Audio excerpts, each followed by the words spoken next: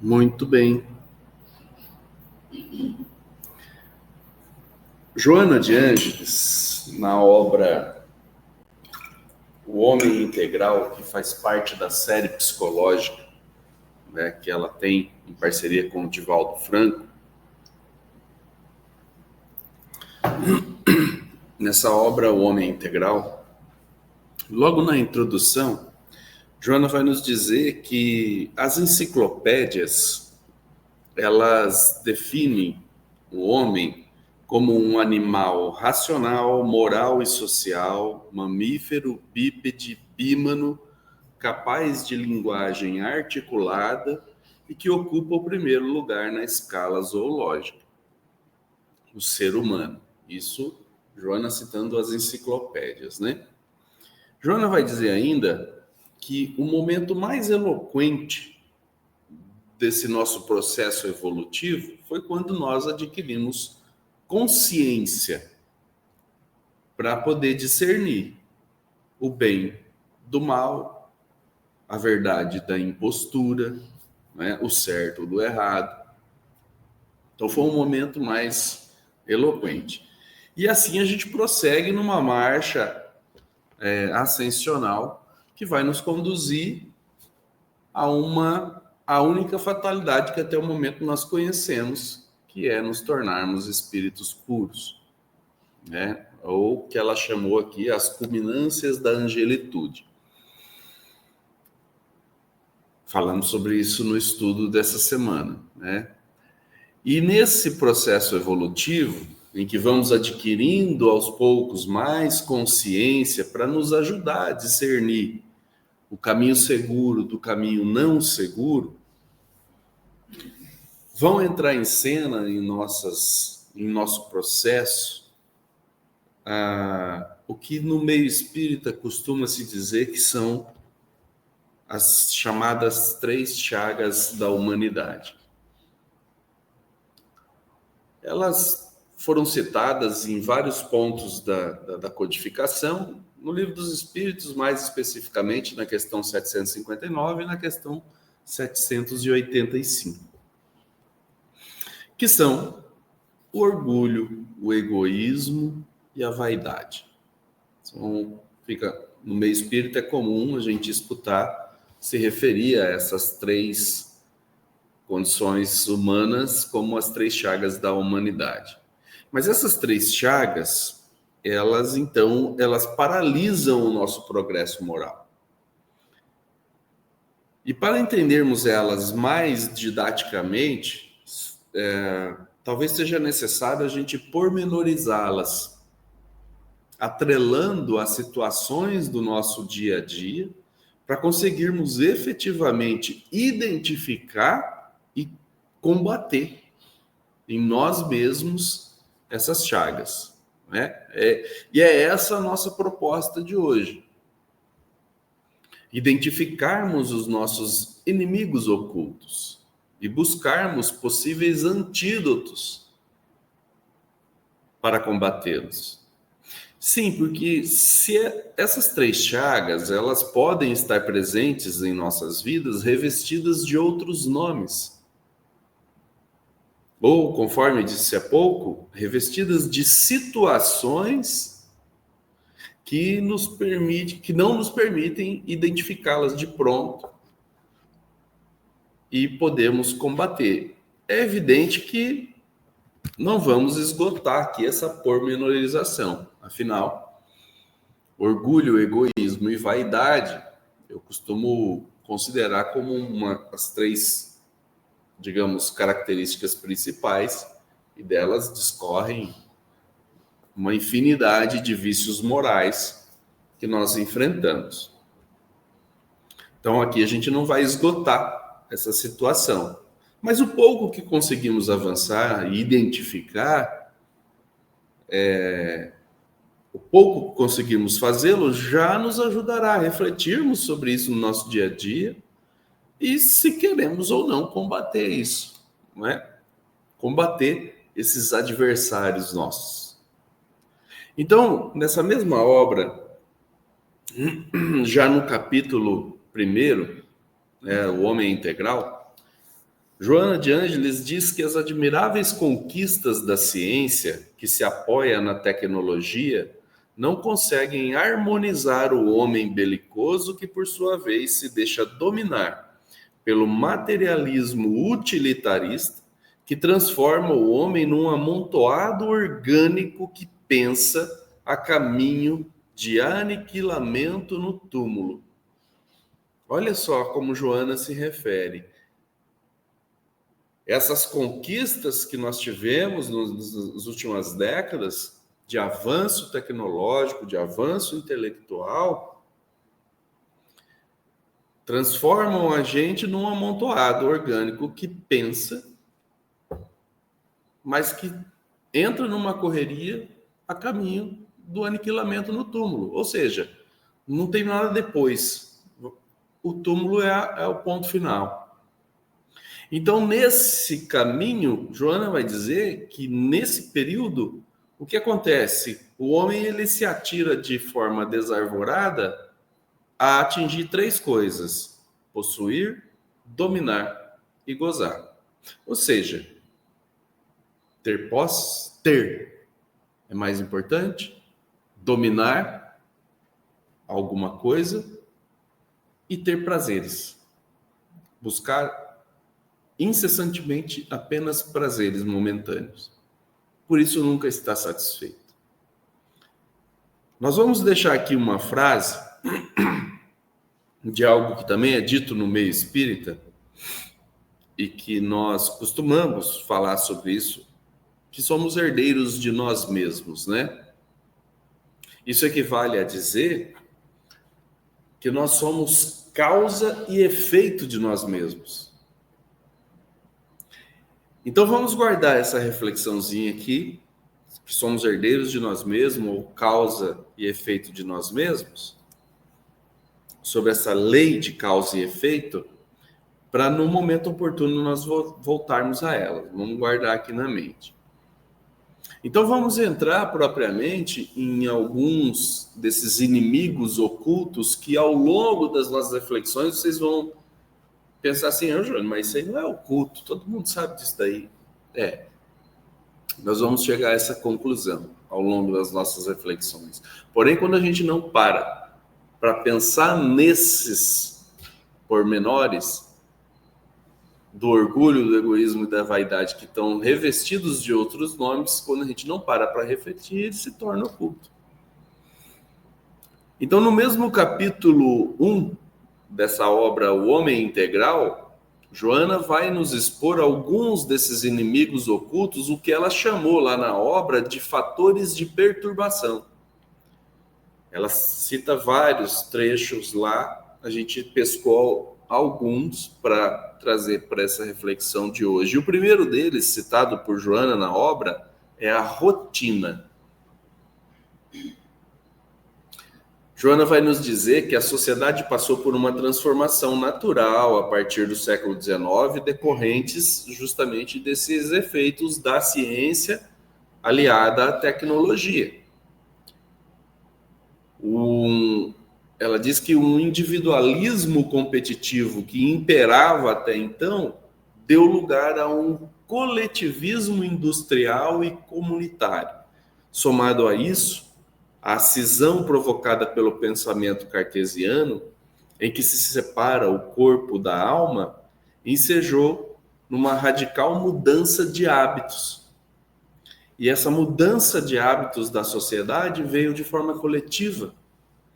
Então, ao passo que essa mudança de hábitos liberou o homem, individualmente falando, de algumas fobias, por outro lado, impôs alguns padrões de comportamento de massificação. O famoso efeito manada. Nos quais, diz Joana de Ângeles, nos quais surgem novos ídolos e mitos devoradores, que respondem por equivalentes fenômenos de desequilíbrio. Vocês vejam, o que hoje se torna um ídolo para muita gente, aquele que se torna um ídolo hoje para muita gente, amanhã já foi esquecido. tal a velocidade que estamos coletivamente empregando a certas situações. E você vê, Joana escreveu essa obra em 1990, e ao longo das nossas reflexões vocês vão pensar, não, ela escreveu isso anteontem. Então, de um lado, diz Joana, a ciência progredindo constantemente sem desenvolver o lado ético-espiritual, conduzindo o homem ao conceito do aniquilamento do túmulo. Então, vamos correr, vamos ganhar dinheiro, vamos ter prazeres momentâneos, vamos possuir, porque logo nós vamos morrer e acabou. E de outro lado, então, o homem vivendo em sociedade, convivendo com ameaças de guerras, as variações da economia, misérias, ele é empurrado para a ansiedade, para a insegurança e para a violência. E aí, para fugir dessa luta, o homem contra a máquina, os mecanismos de segurança emocional, segundo Joana, levam o indivíduo à acomodação. Aí entra a rotina. Estabelece poucas metas que alcança com certa facilidade e passa a ter uma existência rotineira e neurotizante, que muitas vezes matam o entusiasmo de viver e os estímulos de enfrentar novos desafios. Joana vai se referir à rotina como uma ferrugem na engrenagem de uma máquina preciosa, corroendo-a e arrebentando-a. Disfarçada como segurança, ela emperra o nosso progresso, automatizando a nossa mente, fazendo-nos, no campo do raciocínio, cedermos a um mesmismo que nos cansa e nos deprime, e que não percebemos. Joana diz assim, que repetimos as ações do ontem com igual intensidade hoje.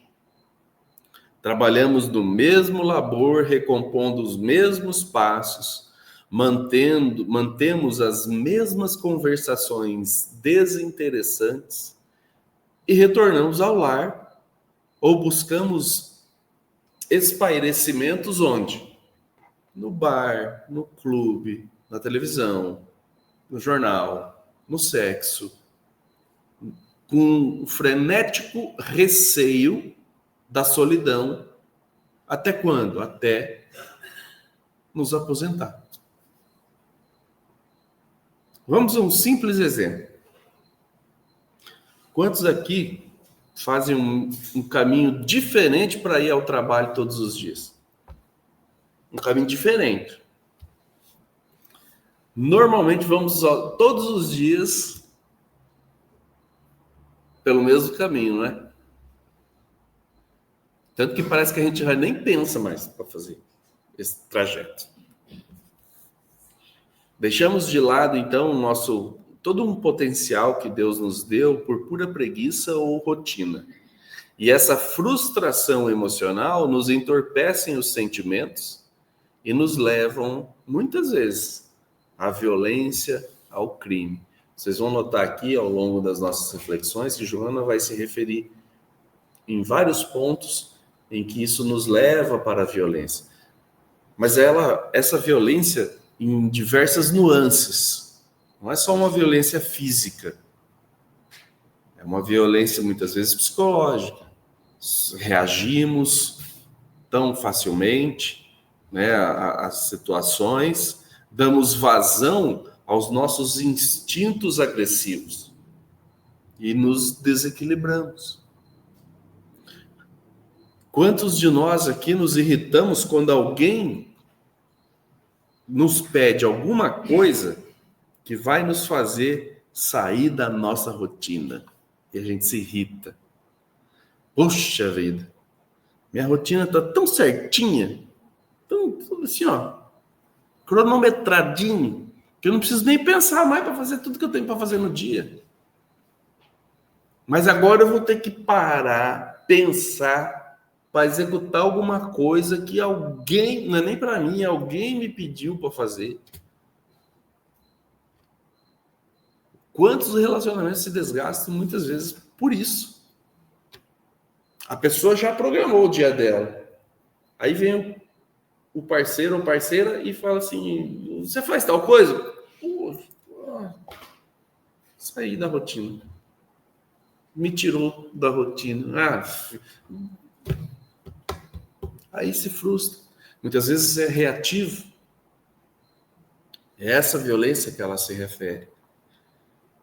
Então, o excesso de tecnologia que aparentemente resolveria muitos problemas humanos criou novos dramas e conflitos comportamentais e que precisam serem revistos e corrigidos. Aí ela começa, para esse ponto da rotina, dar sugestões. Ela diz que os suportes morais e espirituais contribuem para a mudança da rotina, abrindo espaços mentais e emocionais para o idealismo do amor ao próximo e da solidariedade. Aí, quando a gente fala amor ao próximo, a gente lembra das instruções de quem? Do nosso Mestre Jesus.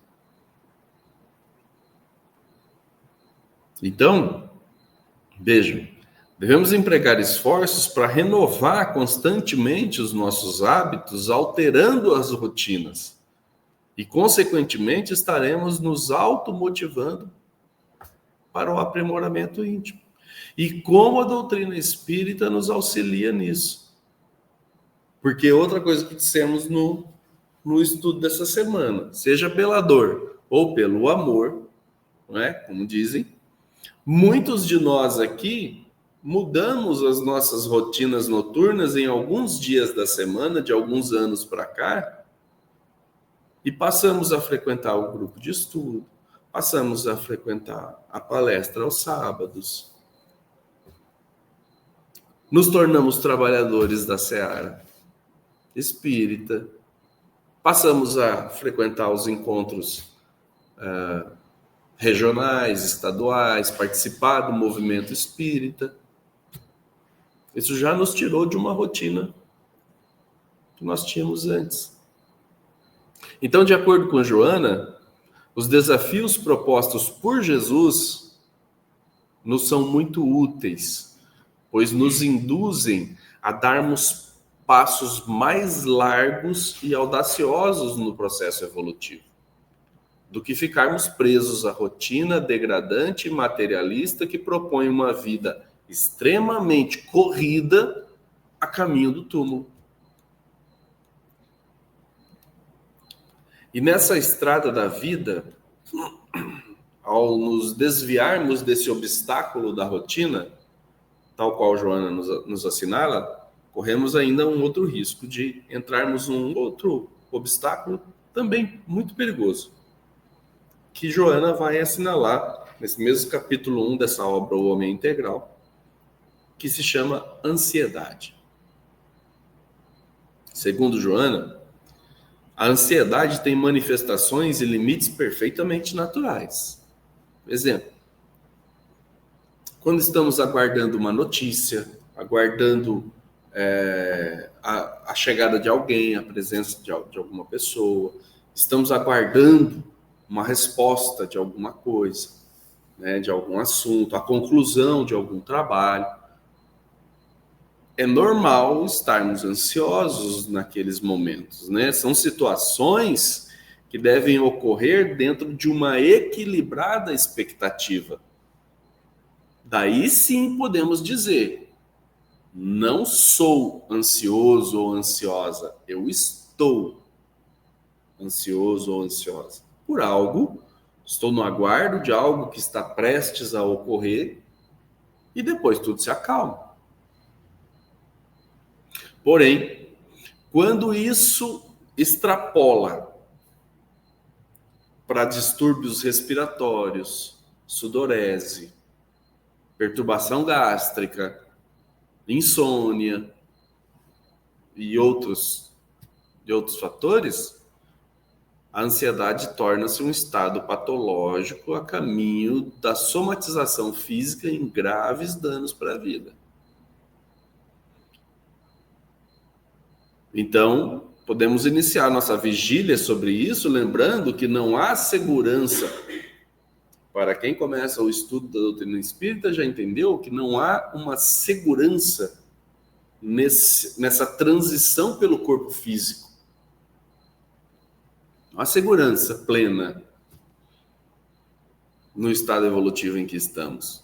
E a doutrina espírita vai nos esclarecendo isso ao longo dessa jornada de estudos que a gente faz, acalmando os nossos corações. Já entendemos que teremos aflições. O Cristo falou isso lá atrás: tereis aflições, mas tem de bom ânimo. Então, se hoje, por exemplo, eu estou saudável fisicamente falando, amanhã posso já não estar. Nosso equipamento físico e psíquico, ele sofre um desgaste natural. Mas eu entendo já que isso também vai passar. A ansiedade, ela trabalha contra a estabilidade do corpo e da emoção.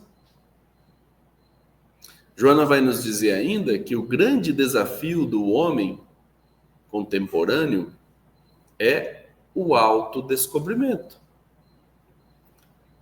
E com a análise cuidadosa da existência planetária, das finalidades, proporciona uma vivência salutar, sem nos apegarmos morbidamente ao corpo físico e não ficarmos com medo de perdê-lo. Então, os conhecimentos espíritas e espiritualistas que nós vamos adquirindo aqui, nos tranquilizam para isso. Sabemos que estamos atravessando uma fase. É uma transição. Ora estamos num momento bom, feliz, tranquilo, ora estamos sofrendo algum tipo de aflição. Ambos vão passar. Lembrei agora de uma fala do Divaldo Franco, não me lembro se ele citou algum outro autor, em que essa fase em que estamos é como você está num cômodo que tem uma janela numa parede e outra janela na outra parede. Uma janela é de momentos felizes, que você vai abrir, vai visualizar, e é tudo bonito. Mas você precisa lembrar que tem uma outra janela ali, que de vez em quando você vai ter que abrir. E aquela janela não tem nada bonito lá. Mas quando você estiver naquela janela das aflições, se lembre que atrás de você tem outra, com momentos bons. Então, todo momento de crise precede um momento de calmaria. Não há tempestade que dure eternamente.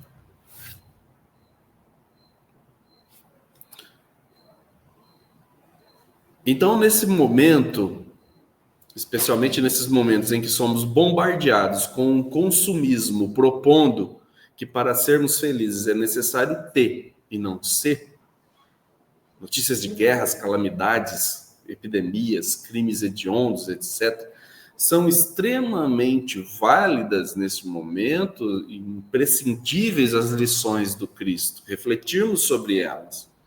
Sobre o amor ao próximo, a solidariedade fraternal, a compaixão, ao lado da oração, geradora de energias otimistas e da fé, para uma vida realmente feliz. Quando entendemos que a nossa vida, ela deve nos bastar tal qual ela se apresenta.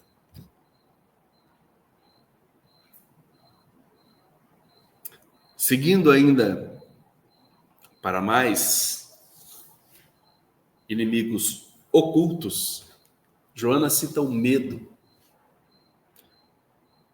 nessa mesma obra, na sequência. Ela fala da rotina, ela fala da ansiedade, na sequência ela fala do medo, que emanando dos fatores sociológicos, das pressões psicológicas, dos impositivos econômicos, não é? O medo nos assalta, nos empurrando para a violência, amargura e depressão. E dessa insegurança, nós geramos mecanismos de evasão da realidade. Muitas vezes nos aprisionamos em casa, em condomínios, né, clubes particulares, praticamente perdendo nossa identidade em relação a nós mesmos, àquilo que de fato gostamos, abrindo mão do que realmente gostaríamos de fazer e de viver.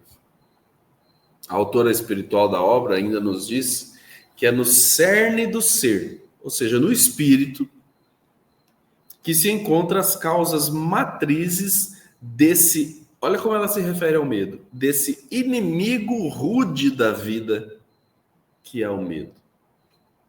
É um inimigo rude da vida.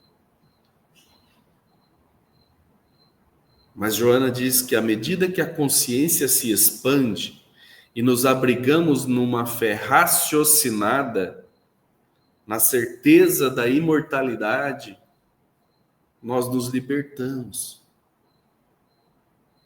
Nos agigantamos, diz ela. Recuperamos a identidade e nos humanizamos definitivamente, vencendo o medo.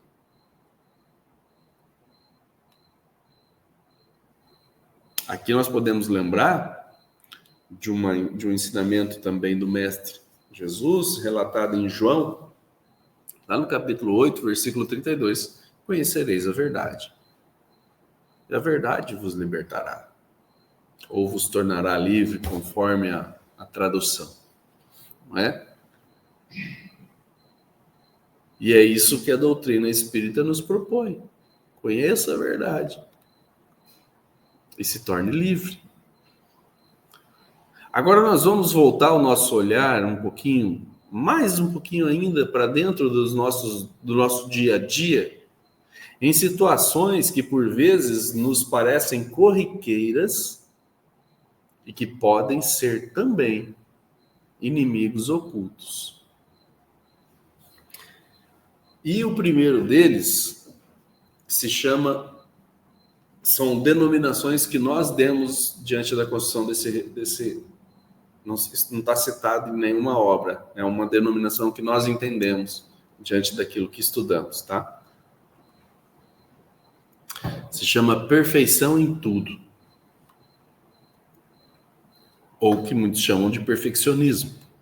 É importante não confundirmos aqui esse perfeição em tudo, nesse momento, não confundirmos com a perfeição que todos almejamos e que já entendemos do ponto de vista evolutivo, que nos tornaremos espíritos perfeitos um dia. Aqui se trata do perfeccionismo.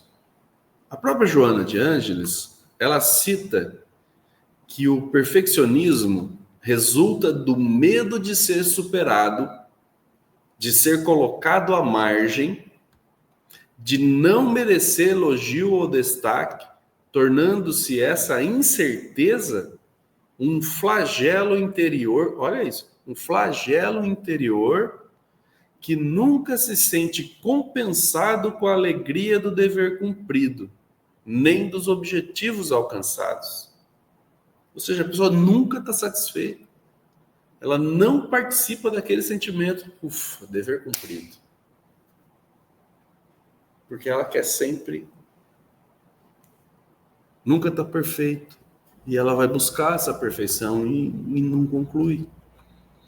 Então, além de ser uma imperfeição da alma conectada ao orgulho, a própria Joana conectando as três categorias, três chagas.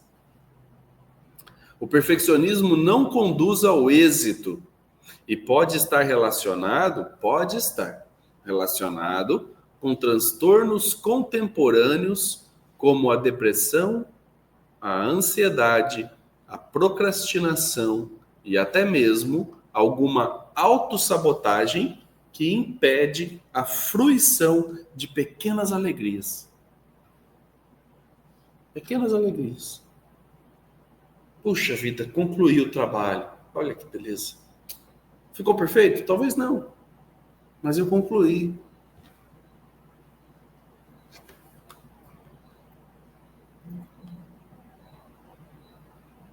Mas nós podemos, sim, dentro do nosso entendimento,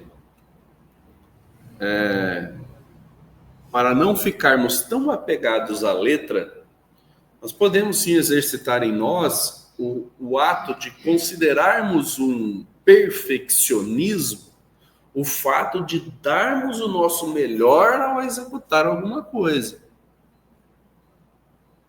independente de qual será o resultado. Eu vou dar o meu melhor. Eu poderia até usar o termo perfeccionismo nesse ponto, desde que eu faça essa consideração. Exercitar em mim, assim, considerar que eu sou um perfeccionista, mas não a esse ponto de eu não participar dessa alegria de ter um sentimento de dever cumprido. Mas eu me proponho a fazer algo, eu vou dar o meu melhor para fazer aquele algo, independente de qual vai ser o resultado. Isso pode ser saudável, mas exige de nós muito discernimento.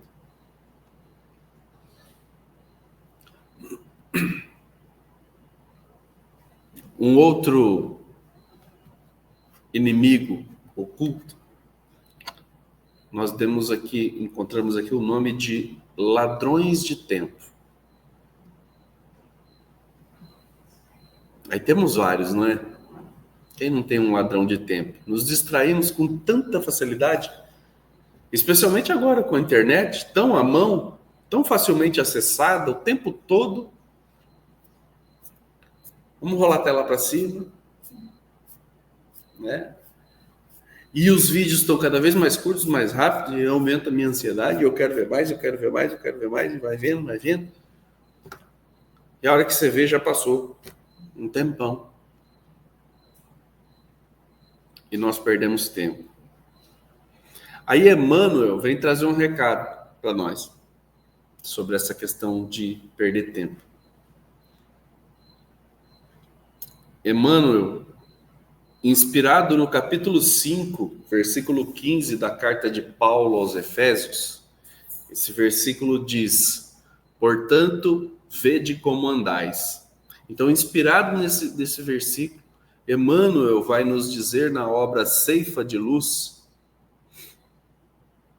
ele vai, na verdade, fazer uma recomendação para nós, e ele diz assim: guarda contigo a certeza de que a única flagelação irremediável. Joana falou de flagelação íntima, interna. E Emmanuel vem citar isso novamente. Flagelação irremediável é aquela do tempo inútil na caminhada humana. Por quê? Porque afetos e haveres, oportunidades e valores, lições e talentos voltam de algum modo às nossas mãos, diz Emmanuel, através das reencarnações incessantes. Mas a hora perdida é um dom de Deus que não mais voltará.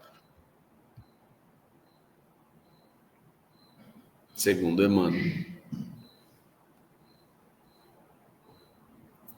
Então fica mais esta lição para pararmos e começarmos a refletir quais são os nossos ladrões de tempo, né? No nosso dia a dia. Como a gente tem ladrão de tempo.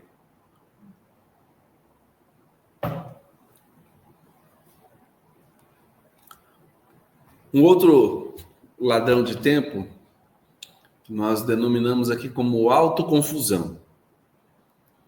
Porque confusão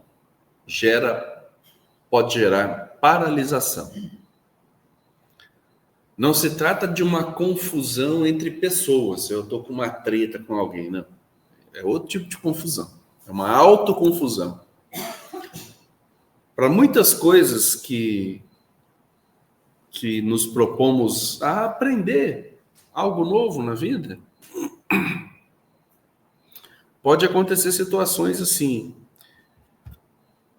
Eu não estou entendendo nada. Comecei a fazer um curso de alguma coisa, um exemplo, e eu não estou entendendo nada, estou confuso. Não estou entendendo nada que esse pessoal está falando naquele curso lá, meu Deus.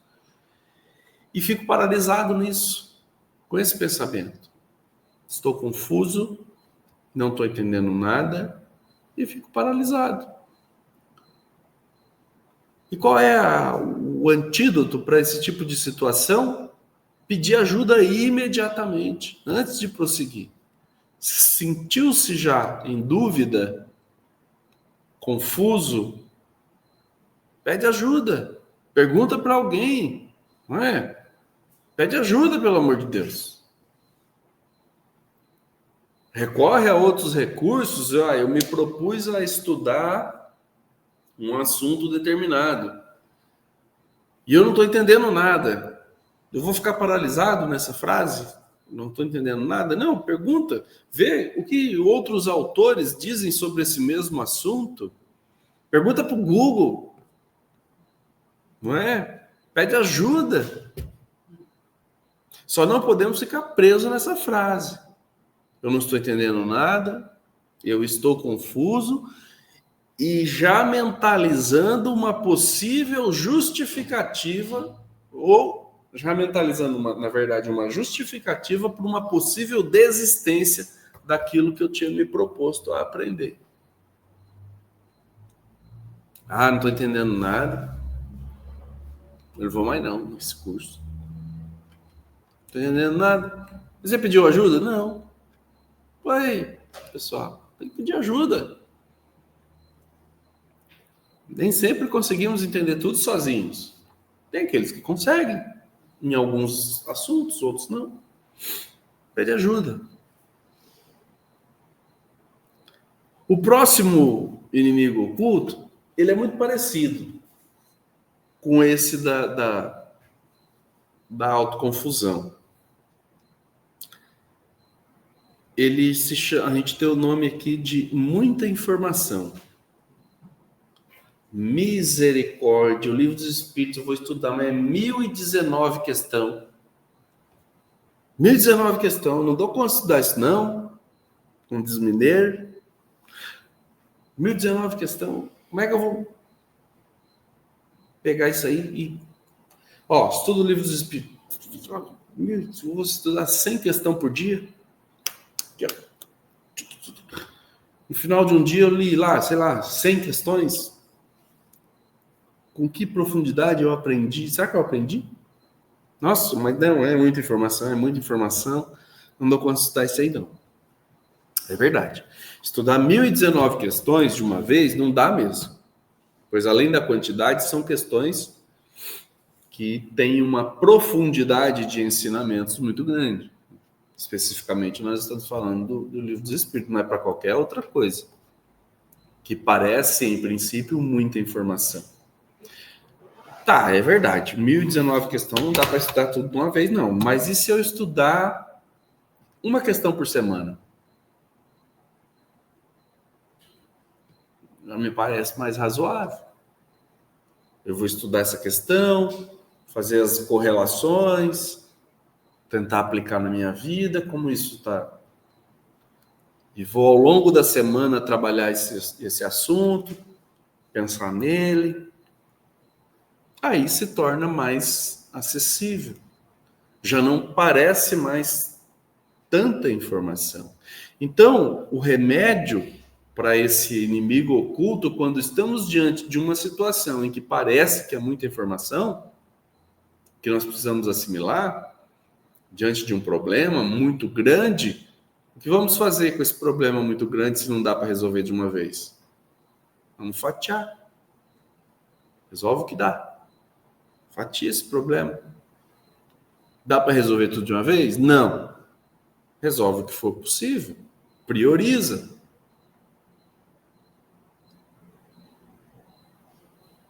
Dá para comer a torta da Dona Cleide de uma vez só? Não é? Não, mas vamos comer de pedacinho em pedacinho, né, Dona Cleide? Vamos fatiar ela. É um problema bom para resolver esse daí, comer a torta da Dona Cleide. Então, fatiarmos o problema e não nos prendermos quando algo parece muito grande, muita informação. Um outro do nosso dia a dia se chama terceirização, especialmente da culpa. Tudo que me impede de fazer algo é culpa de alguém. Sempre outra pessoa ou uma situação é responsável pelo meu infortúnio. Muitas vezes culpamos não somente pessoas pelos nossos infortúnios, e sim, às vezes, culpamos coisas e situações. Ah, não vou fazer a palestra porque o mouse não está funcionando. A culpa é do mouse. Mas se já entendemos, como dissemos lá atrás, que somos herdeiros de nós mesmos, ou causa e efeito de nós mesmos, não seria uma incoerência da nossa parte terceirizarmos a responsabilidade pela paralisação da nossa marcha evolutiva? Do terceirizar a culpa, eu não estou evoluindo, porque tem um pessoal me puxando aqui. Muitas vezes fazemos isso de uma maneira que parece tão trivial e nem raciocinamos se estamos lançando. Às vezes nós lançamos no outro o peso de uma responsabilidade. E às vezes em situações tão triviais que parece que é tão comum. Eu vou dar um exemplo bem simplesinho, mais simples de tudo, para vocês entenderem. Quando eu estava escrevendo aqui, refletindo sobre a terceirização da culpa, nossa, quantas vezes eu já cometi isso que eu vou citar para vocês aqui. Um amigo me liga e me convida para a gente sair para comer alguma coisa. Aí eu falo assim, se você tivesse me ligado 5 minutos antes, eu aceitaria o convite, mas agora eu já comi. Não vou. Olha que resposta agradável. Quer dizer, a culpa para não ter esse encontro, não sair por um momento de lazer, é do outro. Porque ele não me convidou 5 minutos antes. Como é que o outro ia saber que ele tinha que ter ligado para mim 5 minutos antes, porque há 5 minutos antes eu estava comendo? Como é que ele ia saber? Então eu terceirizo e eu já lanço nele, para não dizer que a culpa é minha, em tese, eu terceirizo a culpa. Não, se você tivesse me ligado 5 minutos antes, o outro fica pensando assim, meu Deus, por que eu não liguei 5 minutos antes? Olha só. Agora, e agora? A pessoa acho que perde até a vontade de sair para comer, porque ela se sente culpada. E quem lançou esse peso nas costas dela? Fui eu. Agora, eu poderia simplesmente ter agradecido o convite e dizer que não poderia ir. Ô, meu amigo, obrigado pelo convite, mas fica para outro dia. Né? Agradeço. Ou, ainda, ô, meu amigo, eu posso ir junto com você para te fazer companhia, porque eu já me alimentei, mas eu vou com você para fazer companhia. Tudo bem? Tudo bem? Parece muito trivial e acontece toda hora, acontece todos os dias. E a gente, não, se você tivesse, porque você não me falou isso antes? Por que você não fez tal coisa antes? Porque você, sempre o outro é culpado. É um inimigo oculto. Porque o olhar tem que ser para nós, não é? Um outro que nós identificamos Nós demos o nome aqui de tecnológico. Não sei lidar com a tecnologia. Ah, não sei mexer nesse negócio, não. Não sei, deixa pra lá. Na outra encarnação eu aprendo. Não sei mexer com esse trem, não. Eu vou pedir para alguém fazer isso aí para mim, que eu não sei mexer nisso, não. Né? Muitas vezes nós retardamos um aprendizado de algo que já poderíamos aprender. E depois que a gente aprende aquilo, aí pensa assim, nossa, eu pensei que era um bicho de 7 cabeças, e não é nada daquilo, não. Hoje eu tô bem mineiro, né? Acho que eu já andei para aquelas bandas.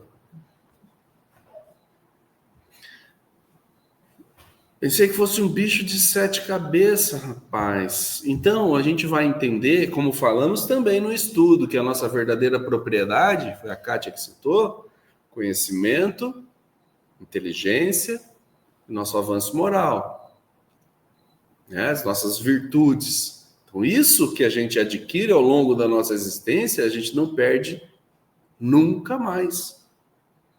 Por isso, qualquer que seja a situação que tivermos ao longo dessa existência e que pudermos aprender algo novo, aprende. Pode ser que seja algo que você não vai aplicar depois no seu dia a dia, esse conhecimento, mas é um conhecimento que numa existência futura você pode vir a precisar dele. É bom para a gente não, quando a gente escuta, às vezes eu escuto de amigos, não, esse negócio aí deixa para outra encarnação. As pessoas brincam, deixa para a próxima. Não, mas você já tem a oportunidade de aprender agora, aprende agora. Um outro inimigo, e já é o nosso último aqui, se chama comparador. Muitas vezes comparamos, tanto comparação de velocidade quanto comparação de qualidade. Ah, você não vai conseguir isso, não. O fulano já está lá na frente, é nos compararmos com os outros. O fulano já está lá na frente. E um comparador de qualidade, tal pessoa faz isso melhor que eu. Ixi.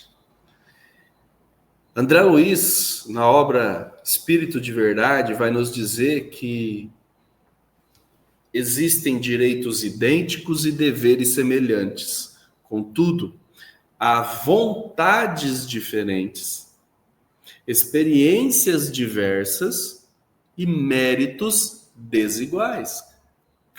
Ninguém é igual a ninguém. Cada um de nós está num processo, num momento evolutivo de entendimento das coisas, né?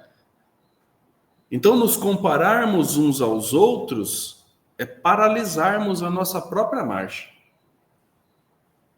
Nós devemos nos comparar conosco mesmo. Será que hoje eu estou melhor que ontem? E assim, meus amigos, espero ter contribuído com algumas reflexões, mas para encerrarmos, nós vamos fazer aqui a leitura também de Emmanuel na obra Alma e Coração, que ele no capítulo 31, tem um texto de Emmanuel dizendo que o título é Inimigos Outros, onde ele vai citar justamente as chagas morais e algumas outras situações. Ele diz assim: mencionamos com muita frequência que os inimigos exteriores são os piores expoentes de perturbação que operam em nosso prejuízo. É natural ainda, dentro do nosso entendimento das coisas, a gente sempre olhar, fala em inimigo, a gente pensa em outra pessoa, né? Urge, porém, olhar para dentro de nós, de modo a descobrir que os adversários mais difíceis são aqueles de que não nos podemos afastar facilmente, por se nos alojarem no cerne da própria alma. Dentre eles, os mais implacáveis são o egoísmo, que nos tolhe a visão espiritual, impedindo que vejamos as necessidades daqueles que mais amamos. Egoísmo. O orgulho, que não nos permite acolher a luz do entendimento, arrojando-nos a permanente desequilíbrio. A vaidade, que nos sugere a superestimação do próprio valor, induzindo-nos a desprezar o merecimento dos outros. O desânimo, aí ele cita mais alguns, ele citou as 3 chagas morais e ele cita mais alguns. O desânimo, aí nós podemos lembrar aqui, dá muita informação, do tecnológico, o desânimo, que nos impele aos precipícios da inércia. Desanimei, a rotina. A intemperança mental, que nos situa na indisciplina. O medo de sofrer, olha a correlação com a Joana. O medo de sofrer, que nos subtrai as melhores oportunidades de progresso. Olha só isso. E tantos outros agentes nocivos que se nos instalam no espírito, corroendo-nos as energias e depredando-nos a estabilidade mental. O medo de sofrer nos paralisando as oportunidades de progresso, por medo de sofrer. Para a transformação dos adversários exteriores, contamos geralmente com o amparo de amigos que nos ajudam a revisar relações, colaborando conosco na constituição de novos caminhos. Isso é verdade. Entretanto, para extirpar os que moram em nós, os inimigos que moram em nós, vale tão somente o auxílio de Deus com o laborioso esforço de nós mesmos. Reportando-nos aos inimigos externos, advertiu-nos Jesus que é preciso perdoar as ofensas. Quanto? 70 vezes 7 vezes, ou seja, infinito.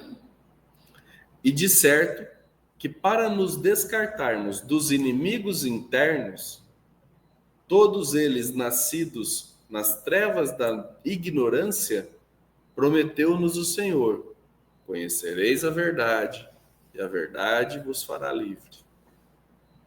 O que equivale dizer que só estaremos a salvo de nossas calamidades interiores através de árduo trabalho na oficina da educação. Emmanuel. Assim, meus queridos amigos, obviamente que não esgotamos os nossos inimigos ocultos, talvez vocês já estejam até pensando em outros aí, que se identificam, mas que possamos efetivamente olhar para esses inimigos com as nossas próprias mazelas e trabalharmos à luz do Evangelho de Jesus para superarmos todos eles. Agradeço de coração os seus ouvidos caridosos e assim vamos nos manter com os pensamentos elevados e vamos aos passos.